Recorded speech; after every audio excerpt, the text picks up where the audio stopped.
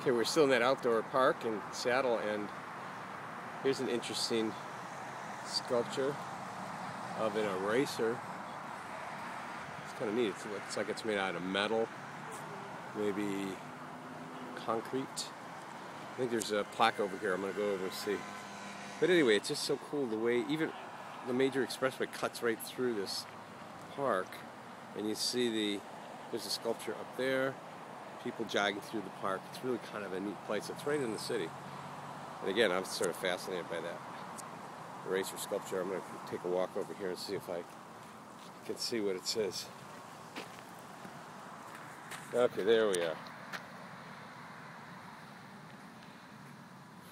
To record this. Typewriter eraser, scale X, fabricated in 1999. And it's by an American-born Swede. American-born in Sweden in 1929. That's the year that my dad was born. So, cool.